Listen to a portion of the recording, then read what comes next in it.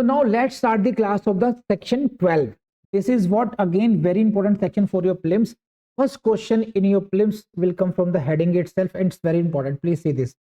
Power of the Inspector General to make rules. Whose power? Power of the Inspector General to make rules. Now see the operative part. The Director General come Inspector General, फिर आप यहाँ देखेंगे, देखिए heading में क्या लिखा था, inspector general, लेकिन ऑपरेटिव पार्ट में क्या लिखा हुआ है, डायरेक्टर जनरल कम इंस्पेक्टर जनरल, जैसे कि हम पढ़ते आए हैं. May from time to time subject to the approval of the state government. Please highlight this, write down before prelims. Frame such orders and rule as he shall deem expedient.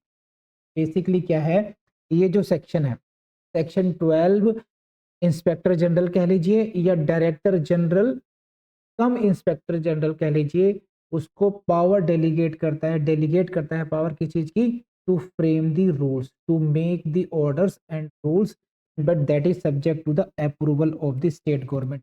यानी कि state government के approval से इस धारा के द्वारा director general कम inspector general को ये पावर दी जाती है कि वो पुलिस के समुचित संचालन के लिए नियम बना सकता है. आपसे क्वेश्चन ये पूछा जाता है कि rule making power of the IG और डायरेक्टर जनरल कम आईजी को कौन से सेक्शन के द्वारा दी गई है, तो वो है आपकी धारा 12. ठीक है, इससे पहले हम लोगों ने क्या पढ़ा था, हमने पढ़ा था सेक्शन 3 में हमने पढ़ा था सुपरिंटेंडेंस की पावर किस में वेस्टेड है, स्टेट गवर्नमेंट में है. फिर हमने 4th में पढ़ा था स्टेट एडमिनिस्ट्रेशन किसके पास है, किसके एडमिनिस्ट्रेशन में रहता है, तो स्टेट के एडमिनिस्ट्रेशन का पुलिस का किसके पास रहता है, डायरेक्टर जनरल के पास रहता है, वो हेड ऑफ द पुलिस है. और सेक्शन नंबर 5 में हमने पढ़ा था कि उसको मजिस्ट्रियल पावर है एडमिनिस्ट्रेशन के लिए. अब उसी को सपोर्ट करने में आ गया आपका सेक्शन नंबर 12. सेक्शन नंबर 12 ने आपको डायरेक्टर जनरल को, जो कि आपका senior most officer police officer है, उसको रूल मेकिंग पावर दे दी गई है. लेकिन उसकी जो रूल मेकिंग पावर है उस पर एक ही कंडीशन लगी हुई है, एक ही उसमें लिमिटेशन है, that is subject to the approval of the state government. और यहीं से क्वेश्चन आएगा, मैं दिखाता हूं आपको. राइट, तो subject to approval of the state government, ये पावर है किसको दी गई है, डायरेक्टर जनरल को दी गई. किसकी पावर, कौन सी पावर है, रूल मेकिंग पावर. अब किसके लिए है ये पढ़ लेते हैं, डिटेल पढ़ लेते हैं. आगे देखिए, relating to what, the organisation, classification and distribution of the police. तो रूल बनाएंगे आप, वो जो नियम बनाने की शक्ति है वो किस लिए है, number 1 organisation, number 2 classification, number 3 distribution of the police force. Police force का ऑर्गेनाइजेशन कैसा होना चाहिए, उसका क्लासिफिकेशन कैसा होना चाहिए, और तीसरा क्या है, डिस्ट्रीब्यूशन कितना होना. और 4th पॉइंट क्या आ गया, प्लेसेस एट विच मेंबर्स शैल रेजाइड, ये लोग पुलिस वाले कहाँ रहेंगे और कौन कौन सी वो सर्विसेज करेंगे. तो बेसिकली इन सबको पढ़ेंगे तो आपको समझ में आ जाएगा कि इंटरनल गवर्नेंस, जो ऑपरेशनल पार्ट है पुलिस फोर्स का, पुलिस फोर्स ऑपरेट कैसे करेगी, इंटरनल जो उसका एडमिनिस्ट्रेशन कैसे होगा, उससे संबंधित नियम बनाने की पावर दी गई है सेक्शन 12 के द्वारा. आई बिलीव आपको समझ में आ गया होगा कि यहाँ पर देखिए जो स्टेट गवर्नमेंट है उसके पास है सुपरिंटेंडेंस की पावर है उसके पास, यानी कि ओवरऑल कंट्रोल पॉलिसी डिसीजंस की पावर किसके पास है, स्टेट गवर्नमेंट के पास है. और सीनियर मोस्ट पुलिस ऑफिसर कौन हो गया, डीजीपी हो गया. तो डीजीपी साहब के पास ही कौन सी पावर मिल गई है उनको, उसी अपनी पावर को वो ढंग से इस्तेमाल कर पाए, पूरी उसको ऑर्गेनाइज कर पाए, उसके लिए उनको एक पावर दे दी गई है कि ठीक है साहब आप नियम भी बना सकते हैं, लेकिन आपकी पावर पर एक नियंत्रण जरूरी है. इसलिए नियम बनाने की पावर जो है वो स्टेट गवर्नमेंट के अनुमति से होगी, अप्रूवल से होगी. आपको रूल बना करके स्टेट गवर्नमेंट को भेजना पड़ेगा और वो उसको अप्रूव करेंगे तब उसको मान्य आता. राइट, आगे पढ़ते हैं क्या क्या है इसमें. देयर इंस्पेक्शन का होगा, बाकी सब छोड़ दीजिए. Collecting and communicating terms of intelligence information, ये सब ये बेसिकली क्या है, हम ये पढ़ते हैं बस. देखिए इसके एमसीक्यू पढ़ते हैं, उससे हमें ज्यादा अंदाजा लगा.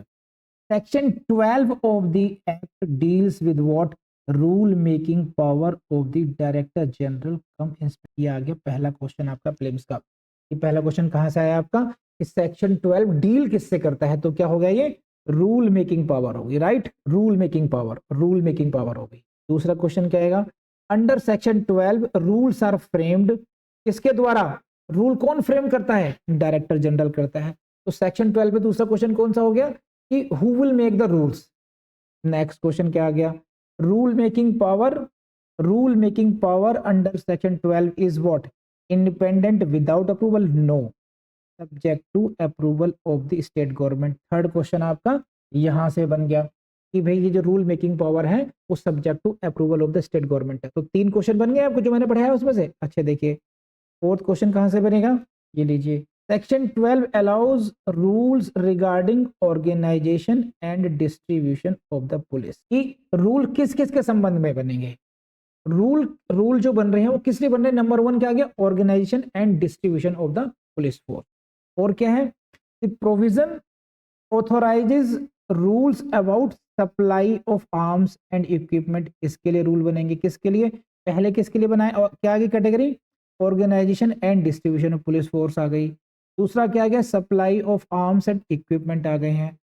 One purpose of rules under section 12 is what? To prevent abuse और neglect of. What is the purpose of section 12? Prevent abuse और neglect of duty. Police officers अपनी पावर का मिसयूज ना करें और वो अपनी ड्यूटी से नेग्लिजेंट नहीं हो, ये भी एक पर्पज है, इसीलिए रूल्स बनाए गए हैं। Next, section 12 primarily ensures what? इस शब्द को लाइन को याद कर लीजिए बस। Section 12 primarily ensures what? Internal administrative regulation of the police. ये सार है, ये जो लाइन है internal administrative regulation of the police, police की आंतरिक व्यवस्था बनी रहे, उसको एडमिनिस्ट्रेटिवली रेगुलेट कर पाए, प्रशासनिक रूप से पुलिस व्यवस्था बनी रहे, इसके लिए इंश्योर कौन करती है? कौन सी धारा करती है? वो है आपकी धारा 12 सेक्शन 12 करती है। और वो कैसे होगी? डायरेक्टर जनरल साहब उसको उसके लिए नियम बनाएंगे, उसका अप्रूवल लेंगे, वो स्टेट गवर्नमेंट से लेंगे। तो पूरी आंतरिक व्यवस्था के लिए ये सेक्शन 12 आपको मुझे लगता है समझ में आ गया होगा अच्छे तरीके से। इसकी इंपॉर्टेंस एक दो क्वेश्चन और है, ये लीजिए। The places where police personnel shall reside, जहां पर पुलिस पर्सनल रहेंगे उन स्थानों का निर्धारण कैसे होता है? रूल्स के द्वारा होता है, नियम के द्वारा। और rules framed under which section? 12। ये आ गया। Section 12 ultimately aims at making police force efficient in discharge of duty. देखिए जैसा उसमें लिखा था कि पर्पज क्या है कि वो नेग्लिजेंट ना हो, वो एफिशिएंट हो। मेन पर्पज ये है कि सेक्शन 12 का कि भाई कि जो पुलिस ऑफिसर्स हैं that those should be very efficient in the discharge of their duties. इसमें अल्टीमेटली ये है क्योंकि director general the senior most officer है, head of the police of the state है, तो उन्हीं की जिम्मेदारी भी है कि पूरी व्यवस्था अच्छी तरीके से बनी रहे। तो उस जिम्मेदारी को भी निभाना है, पुलिस को एफिशिएंट भी रखना है, पुलिस की और एफिशिएंट रखना है तो उनको सब देखना पड़ेगा, डिस्ट्रीब्यूशन कैसे होना चाहिए, वो कहाँ रहेंगे, कौन कौन सी गलतियां नहीं करें, सब कुछ देखने के लिए ये नियम की व्यवस्था बनाई गई है। क्योंकि पुलिस ऑफिसर हैं तो पुलिस वालों को ही पता होगा उनकी नीड्स क्या है। तो स्टेट गवर्नमेंट ने क्या करा, एक्ट ने क्या किया कि भाई पुलिस वाले हो, आप हेड हो, आप ही नियम बनाओ, आप कैसे व्यवस्था चलाओगे, लेकिन आप आर्बिट्रेरी ना हो जाओ, आप उसके लिए हमारा अप्रूवल जरूरी है, यानी कि स्टेट गवर्नमेंट का अप्रूवल जरूरी है। तो ये बैलेंसिंग हो गया, डेलीगेशन भी हो गया, जिसकी जिम्मेदारी है उसी को पावर दे दी गई रूल मेकिंग की, लेकिन अपना कंट्रोल बनाए रखा कि आप जो नियम बनाएंगे उनको अप्रूव हम करेंगे, यानी कि राज्य सरकार करेगी। तो स्टेट गवर्नमेंट का कंट्रोल बना रहेगा और इंटरनल गवर्नेंस के लिए जैसे भी नियमों की आवश्यकता है वैसी फ्रीडम डीजीपी को दे दी गई है इस सेक्शन के द्वारा। अब इसी के द्वारा देखिए कहां कंफ्यूजन होता है, एक सेक्शन 12 में रूल मेकिंग पावर है और एक आगे जाकर पढ़ेंगे, हम वहां पढ़ेंगे सेक्शन 46 पढ़ेंगे आप जाकर के। सेक्शन 46 में क्लॉज 2 पढ़ लीजिए बस। सेक्शन 12 में भी रूल्स बनते हैं, वो क्या पढ़ते हैं? सेक्शन 46 की क्लॉज 2 है, when the whole or any part of this act shall have been so extended, the state government may make rules consistent with this act। समझे? यहां पर सेक्शन 46 में रूल मेकिंग पावर दी गई है स्टेट गवर्नमेंट को। Many times students get confuse, rule making power state government को भी है, but that rule making power is under section 46। Director general को या आईजी को जो रूल मेकिंग पावर मिली है वो मिली है सेक्शन 12 में मिली है। सेक्शन 12 में जो रूल्स की मेकिंग पावर है वो किस लिए है? वो internal administration and to maintain the efficiency of the police है, पुलिस की फंक्शनैलिटी से जरूरत है, और वहां पर subject to the approval of the state government की जरूरत है। लेकिन सेक्शन 46 में आप देखेंगे कि ये जो रूल मेकिंग पावर है that is to make the act effective, that is to make the act operational.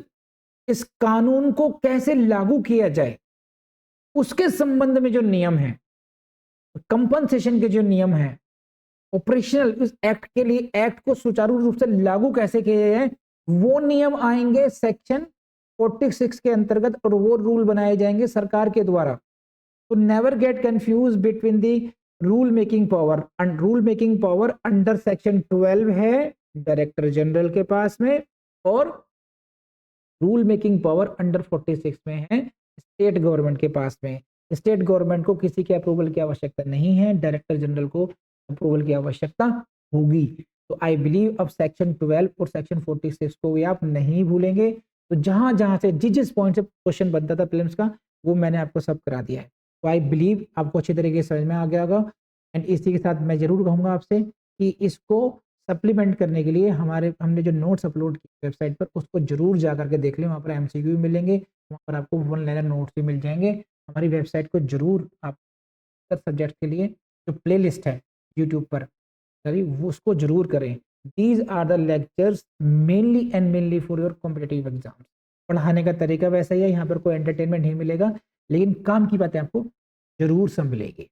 तो let's end this topic, now we will start the section number next, that is the section number 13. Very much.